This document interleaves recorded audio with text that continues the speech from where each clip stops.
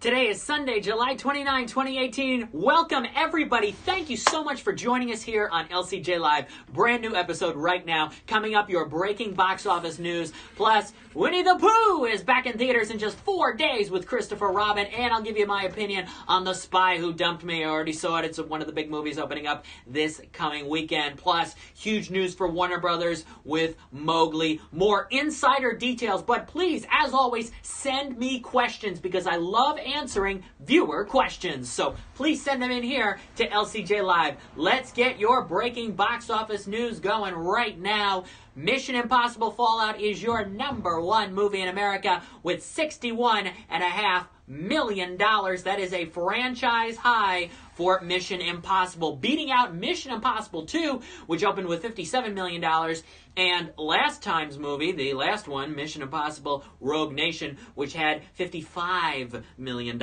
So this is the top grossing opening weekend for a Mission Impossible movie. Congrats to Tom Cruise and company and everybody at Paramount on that. I think this is the best Mission Impossible of the past 3 movies. At D-Row Manica, what's going on? At Bob Hall, I saw 8th Grade and I loved it. Too early for Oscar buzz? Not too early for Oscar buzz on 8th Grade, which had a big expansion this weekend and had one of the higher per-screen averages of the weekend.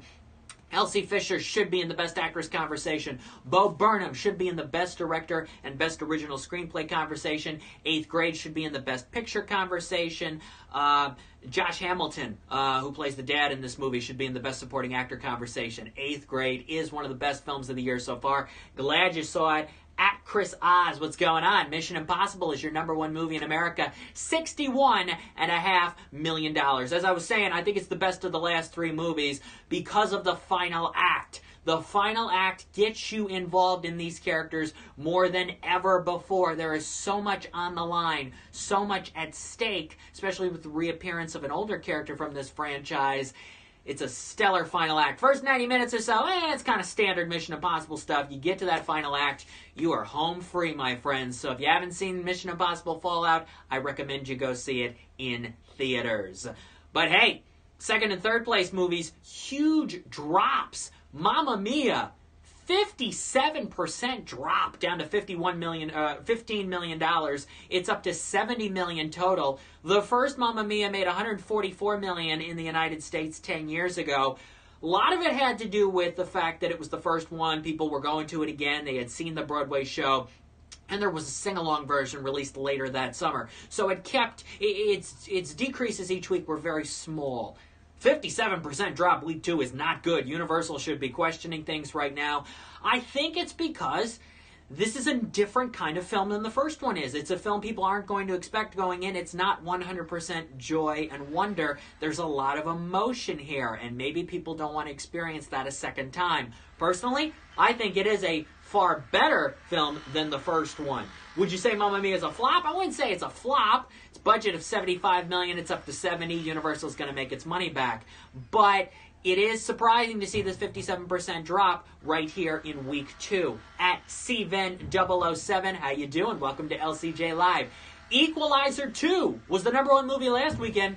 Dropped to 3rd this weekend. 64% drop. Bam! And I think a lot of it had to do with this audience who went to see Equalizer last weekend had to go see Mission Impossible this weekend. So Equalizer 2 down to $14 million. It's up to $64 million total on a $62 million budget, so it already passed its budget. But the first Equalizer crossed the $100 million mark for Sony 4 years ago. I don't think that's going to happen here for Equalizer 2. But Sony does have another big movie, Hotel Transylvania 3, that's still making money. Another $12.3 million. But another animated movie was up to the task this weekend of making some money as well. Teen Titans Go to the movies, based on the very popular Cartoon Network series Teen Titans Go. It opened to $10.5 million. Its budget was $10 million, so congratulations to everybody at Warner Brothers, because Teen Titans Go to the movies, or you already made your money back. Congratulations. This is also one of the best movies of the year. It is the funniest movie of the summer, and that is because of all the satirical dialogue. This is a superhero movie satire, a far better superhero movie satire than either of the Deadpool movies. There are about 9 or 10 moments and lines and scenes in this film. They come out of nowhere. They're so funny. There's a hysterical song. The writing on this film, the guys who wrote this movie are the creators of the Teen Titans Go show. They wanted to take these characters and elevate them like never before, but also include so many references to the current and future and past superhero movies attacking DC, even though it's a DC movie, attacking Marvel in so many different ways, attacking other film studios, and they do it so successfully. Love Teen Titans Go to the movies. It's not just for kids and fans of the TV show. If you are a 25, 30, 40-year-old diehard comic book movie fan, you have to go see Teen Titans Go to the movies. Trust me, there are some unforgettable moments in this film. Trust me, you gotta go see Teen Titans Go to the movies. Here on LCJ Live, let's go down the bottom 5 of this weekend's top 10. Ant-Man in 6th. It has now passed the original Ant-Man at the U.S. box office, up to $183 million. The first Ant-Man made $180. Incredibles 2 hanging on there in 7th. Jurassic World Fallen Kingdom. Skyscraper with my man Dwayne Johnson in 9th, and The First Purge rounding out the top 10. As I mentioned earlier, 8th Grade had a very nice expansion this weekend, along with the drama Blind Spotting with Daveed Diggs.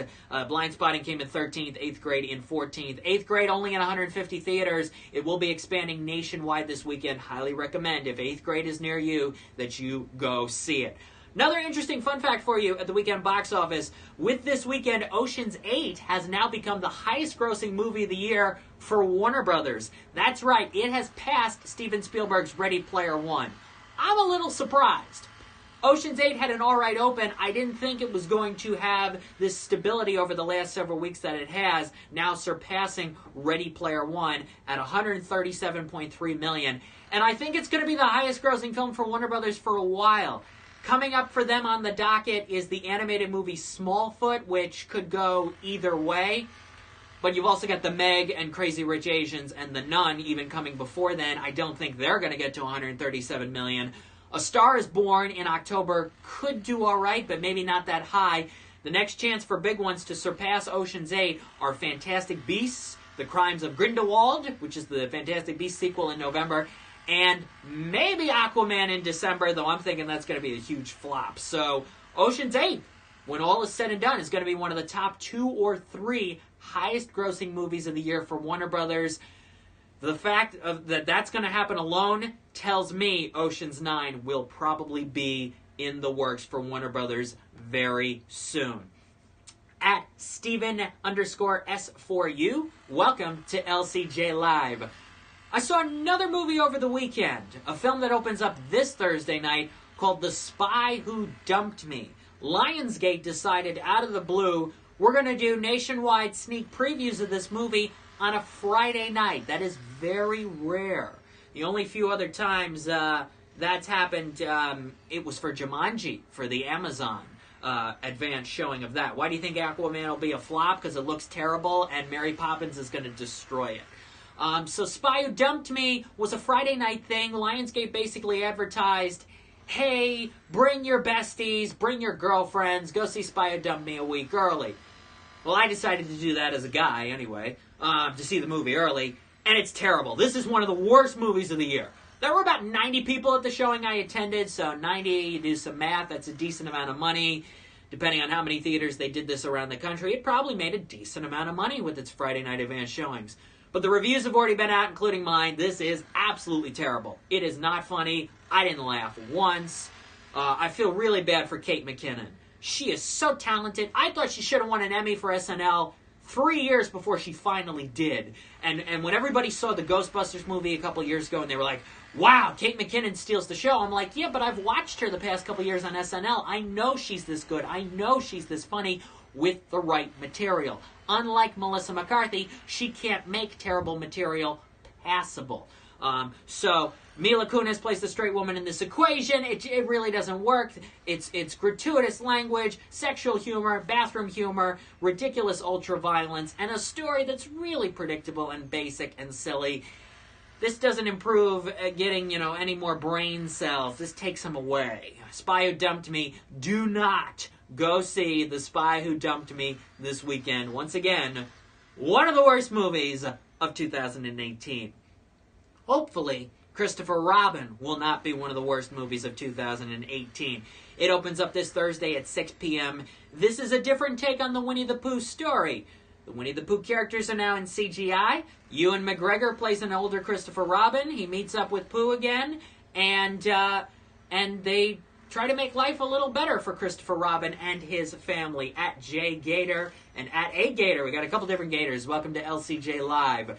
I met Ewan McGregor in January at the Critics' Choice Awards, and he said to me, I think this movie is going to be very special. I think audiences are going to love this. He's got the confidence in it, but does Disney have the confidence in it? Putting out a movie like this in August, that's a tough sell. Putting out a PG-rated Winnie the Pooh movie, that's going to be tough for parents. They're going to be scared away by that. The fact that these characters look different than ever before, like the Beauty and the Beast characters, that might scare some people away. It'll be very interesting to see what the audience demographic is. How many 2 to 11-year-olds are going to go to this movie? How many adults, looking back on this as a form of nostalgia, are going to go see Christopher Robin? We'll see. I do think it'll be the biggest new release of the weekend. I do think it'll make more money than The Spy Who Dumped Me. Probably not enough to take down Mission Impossible Week 2, though. I'm going to say Mission Impossible is still your number one movie when we're back here next Sunday at noon. I still think that's going to happen. Christopher Robin will be a solid number 2.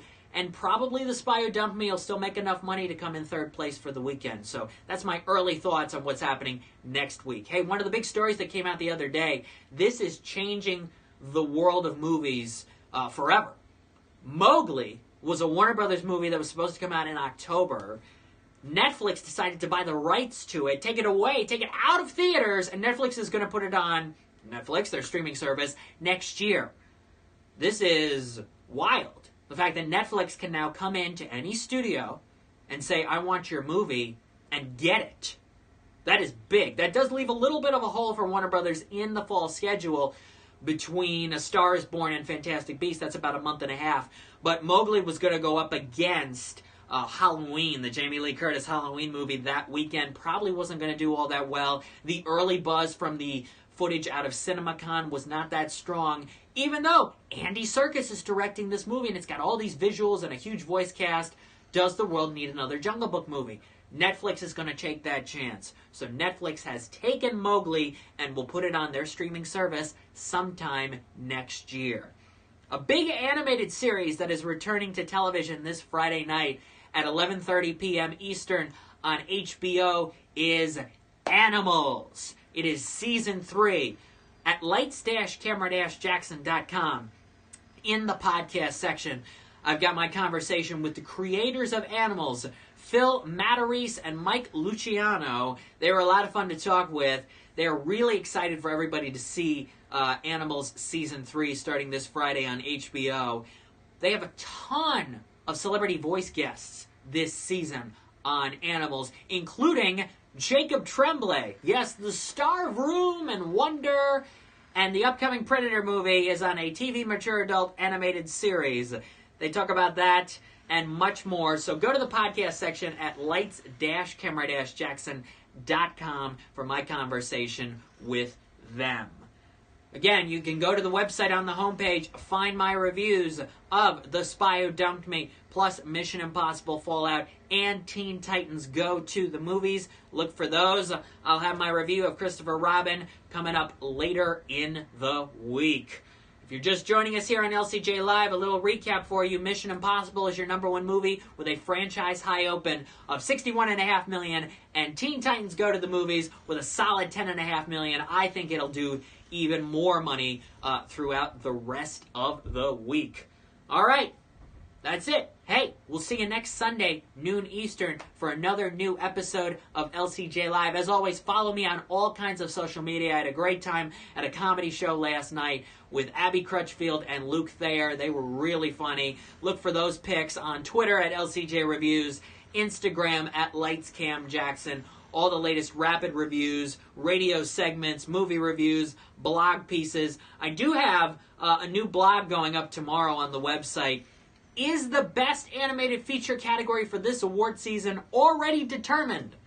I believe 4 of the 5 slots are already guaranteed and that 1 is up for grabs. Look for my analysis on that tomorrow on the website and all over social media. Take care, everybody. Enjoy the week, and I'll see you next Sunday at noon Eastern for another new episode of LCJ Live. Bye-bye.